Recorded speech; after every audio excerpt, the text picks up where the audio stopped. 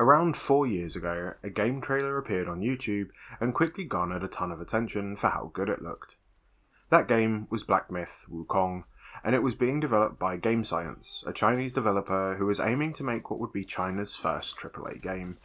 It looked incredible in the first trailer, and as time went on and the studio shifted its development from Unreal Engine 4 to Unreal 5, every trailer they released looked better and better. Online hype got more and more extreme, and having been bitten by games before with promising trailers that ended up being disappointing messes, when it released I waited, just for a few days, to see what reviews were like. I had high hopes for the game for sure, but I was wary.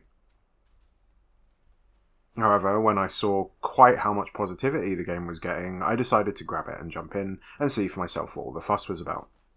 So what awaited me on my journey to the West? Was it as good as I had hoped it was going to be, or was I going to face another disappointing game? Let's find out.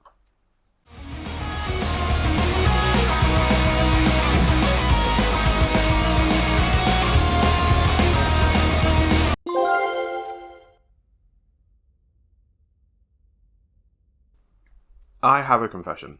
I have never read Journey to the West, but, like a lot of people, I am aware of it through cultural osmosis, and the influence of its most popular character, Sun Wukong. My knowledge of the plot of Journey to the West is, let's call it minimal at best, and while I had some familiarity with the main characters through TV shows and characters inspired by them, it isn't something I would have said I knew anything about. Going into Myth Wukong, I hadn't seen anything about the premise of its story, and I wrongly assumed it would be a retelling of the original story or something closely inspired by it, similar to 2010's Enslaved Odyssey to the West. It is not this. It is essentially a sequel, and you play as a character known as the Destined One, sent on a quest to retrieve Sun Wukong's relics. The story, for someone who knows nothing of the original, can actually be quite hard to follow sometimes. Many of the NPCs and bosses you meet are characters from the original Journey to the West, and the locations that you visit are too. It doesn't mean that the story is impossible to understand, or that you need to know the story of Journey to the West beforehand, but I did feel, especially in the first half of the game, that I was missing a lot of important context. There are also constant references to Buddhism and Chinese culture, most of which went straight over my head. I had to actually do quite a lot of googling in between chapter beats to try and keep on top of all of it. While playing through the game though, I did realise that as someone who grew up in the UK, there are so many cultural touchstones that occur in games that I take them for granted. How many games use imagery or references to Christianity to evoke certain feelings or emotions, or pull from ancient Greek or Norse myths? Having this in mind then, I did find parts of the storytelling refreshing and unique, even if some of them still left me a bit confused. This confusion did lessen though by the later chapters, where the story felt like it really came together to form a cohesive tale. And although some of the things still evaded me, I appreciated the story it was telling. I will say I do think the story could have been clearer or explained better though, as a lot of the details to do with NPC motivations are hidden in vague descriptions on a journal entry rather than being told to the player. There are also some amazing animated sequences in between chapters, including one amazing stop motion animation that are the absolute highlights of my playthrough.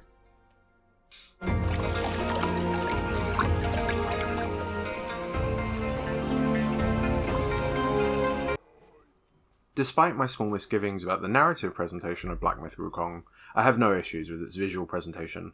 The world Game Science have built looks gorgeous.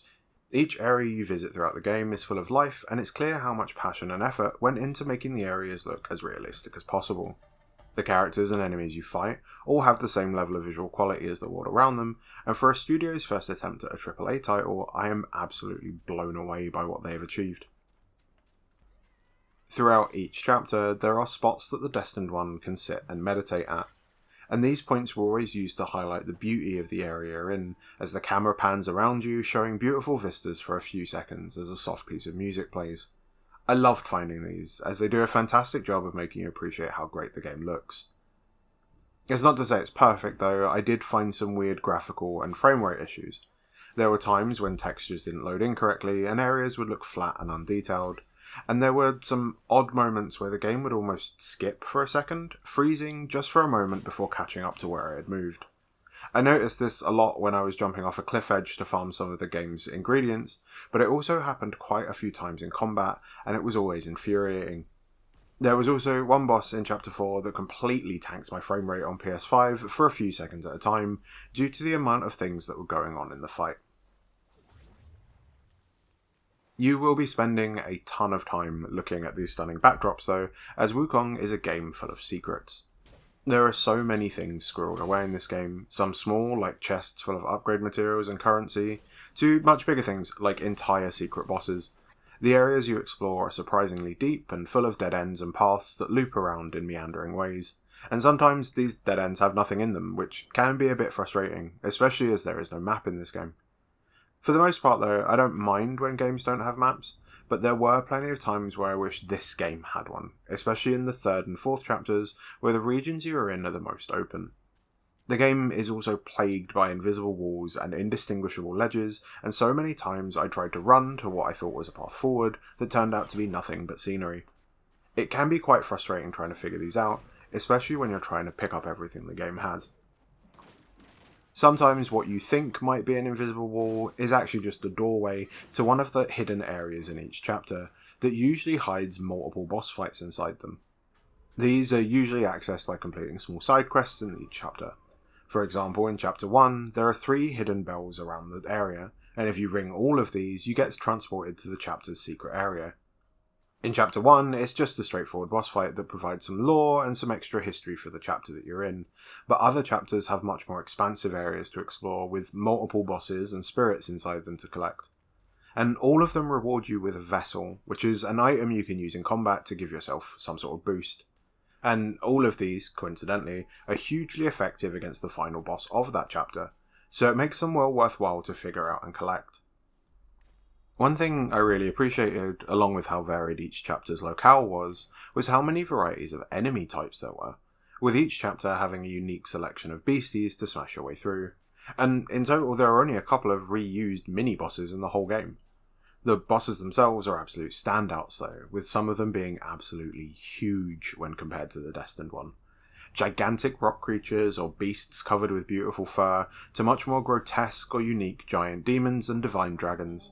All of these are sights to behold, and the only thing better than how good these bosses looked were how good they felt to fight. Bells sang, disciples come, I hear travellers approaching my temple carrying new treasures. Black Myth Wukong's combat is a fairly simple affair, sitting somewhere between the most recent God of War games and a Souls-like. You build focus using light attacks, which give you focus points that can be expended on your heavy attacks. As you level up, you will unlock more focus points to charge up at once, and these heavy attacks can either be added to the end of a light attack combo, which will use 1 point, or you can spend them all at once for a charged large heavy attack. You can also press and hold the heavy button to charge these focus points up, but if you get hit before unleashing the attack, you will lose all the focus you've built. The manner of these heavy attacks depend on the stance the Destined one is in, which you unlock as you level up. Smash stance is your basic starter one that uses, unsurprisingly, heavy smashing attacks on the enemy. Pillar stance let the Destined one extend his staff up into the air and sit on it, which can actually avoid some attacks before slamming it down on top of them, and thrust stance make the Destined one do lots of jabby thrusting attacks with a longer range. All of these stances are equally viable in combat and have their own upgrade trees to improve them, so which one you end up using a lot is your personal preference. I liked the pillar and the smash stances quite a lot, but rarely got on with the thrust one. On top of these physical attacks, you also quickly unlock other options in combat, like your spells, that are accessed by pressing the right trigger and one of the face buttons.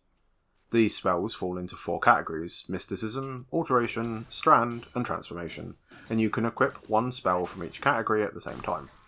Mysticism is mostly attack focused, immobilizing enemies or empowering yourself. Alteration is more defensive, which either lets you turn briefly invisible or turn yourself to stone to parry an attack. Strand is one of the coolest, and the main spell from this tree lets you create clones of yourself for a short time. And lastly, Transformation, which lets you, for a short period, turn into some of the various bosses you've bested with their own health bar and moveset, and they use a resource called Might instead of the mana which the other spells use.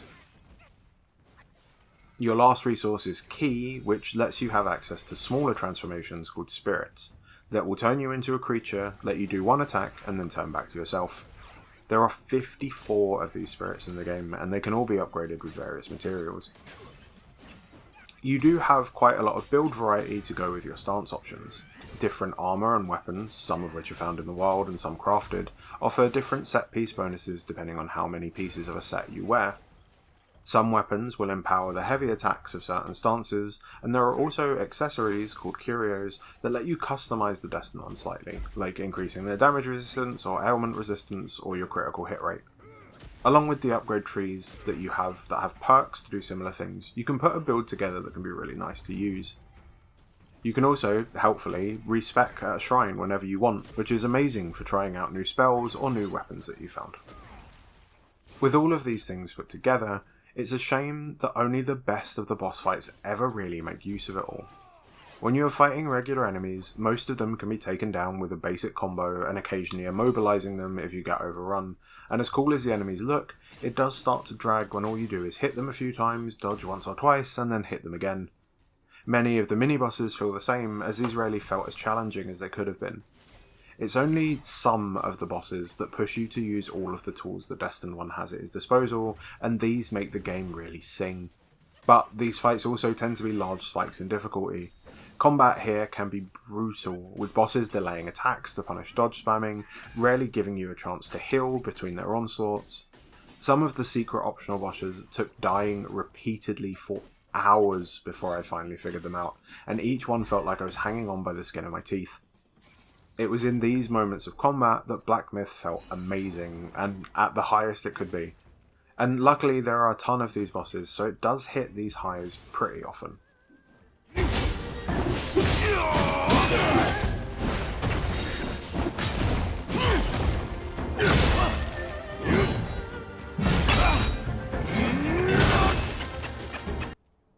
As you would expect from a game with as many hidden treasures and bosses as this one, Black Myth Wukong's trophy list is expansive and completionist and has a whole bunch of missables.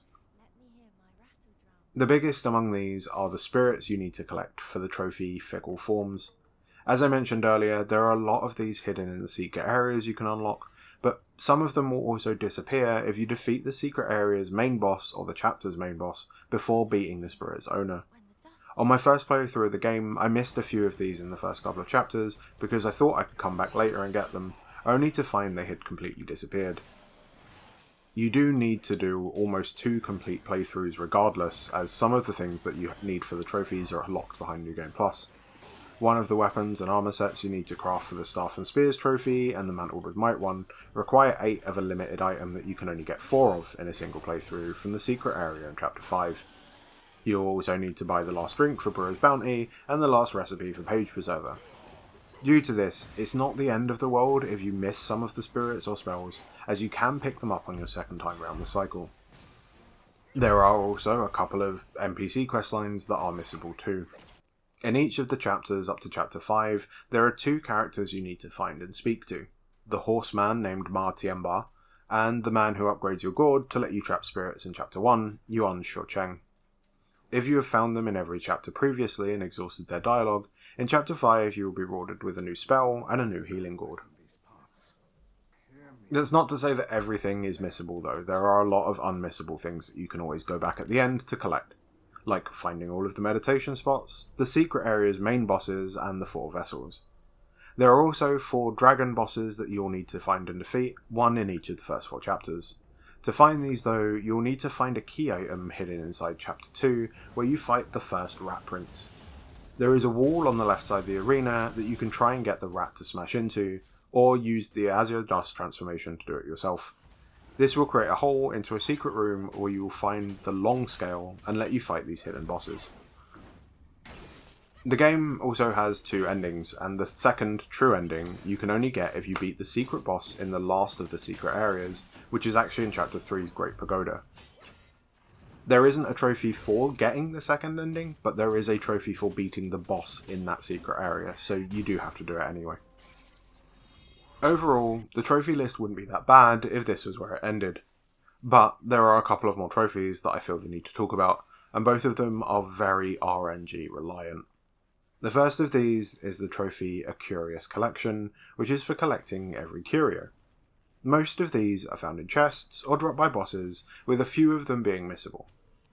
Some, however, have a chance of being dropped by regular enemies. And I don't know, maybe I'm just super unlucky, but the last of these fuse that I needed took hours of farming to drop. I can live with this. Normally, I platinumed Dark Souls 3, I farmed Silver Knights for days to get the drops I needed for the Covenants. And, like in Dark Souls, enemies respawn when you rest, so it's boring but not hard. The trophy that really annoyed me though was seeds to sow. Throughout the game, there are plants that you can gather from that will give you ingredients for crafting potions, and sometimes they will drop a seed as well. Around halfway through the game, you can do a small side quest that unlocks a hub area, and an old dragon will use these seeds to grow plants for you. As expected, you'll need to collect them all. It doesn't sound too bad, until you learn that unlike enemies, these plants do not respawn when you rest. They respawn every 30 minutes, and what makes it worse is that the drop rate is abysmal, and that for some of them there are only a few places that these plants even grow.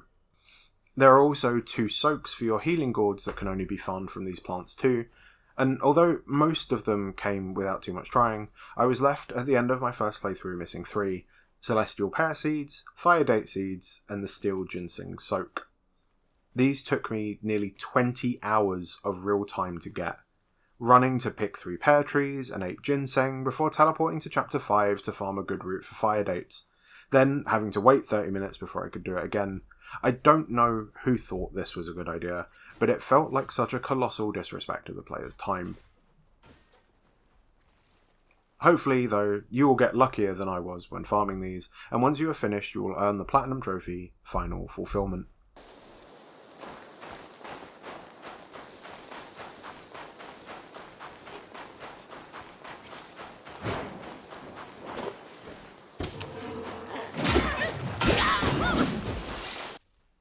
Despite some glaring issues with frustrating trophies, Black Myth Wukong is an incredible effort from a studio on their first AAA game. When the action is at its height, it feels amazing to play. And as great as these highs are though, it often feels mired down by periods of repetitive combat.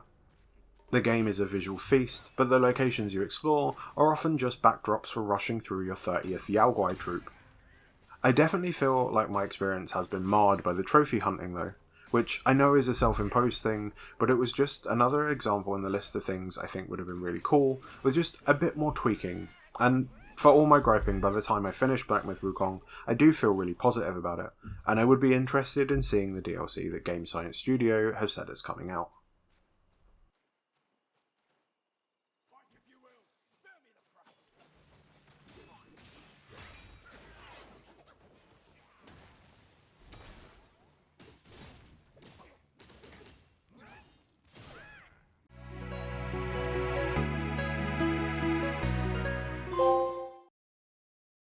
Thanks for watching this video.